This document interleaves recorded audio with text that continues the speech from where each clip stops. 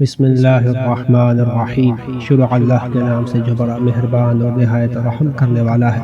حضرت علی علیہ السلام کے پاس دو آدمی فیصلہ کروانے کے لیے آئے اور عرض کی کہ ہم میں سے ایک کے پاس 3 روٹیاں تھیں اور دوسرے کے پاس 5 روٹیاں تھیں۔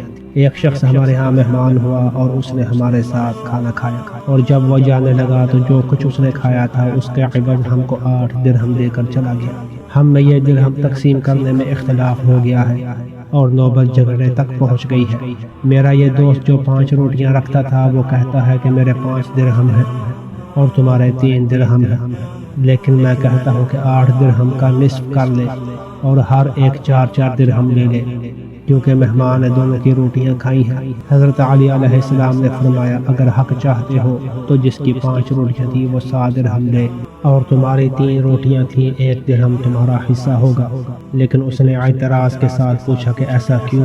حضرت علی علیہ السلام نے جواب دیا، اس لیے کہ تم دونوں کے پاس کل 8 روٹیاں تھیں اور 3 لوگوں نے برابر روٹیاں کھائیں۔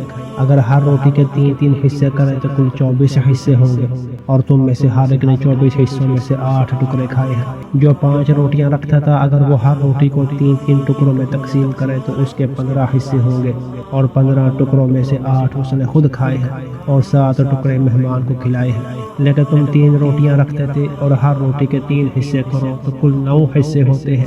ان 9 حصوں میں سے 8 تم نے خود کھائے ہیں اور 1 حصہ مہمان کو کھلایا ہے۔ مہمان نے ان 8 حصوں کا عوض جو اس نے کھائے ہیں 8 درہم دیے ہیں، یعنی ہر حصہ کے لیے 1 درہم دیا ہے۔ لہذا تمہارے دوست نے مہمان کو روٹی کے 7 حصے کھلائے ہیں، اسے 7 درہم دینا چاہیے، اور تم نے 1 حصہ مہمان کو کھلایا ہے، اس لیے تمہارا حصہ 1 درہم ہوگا۔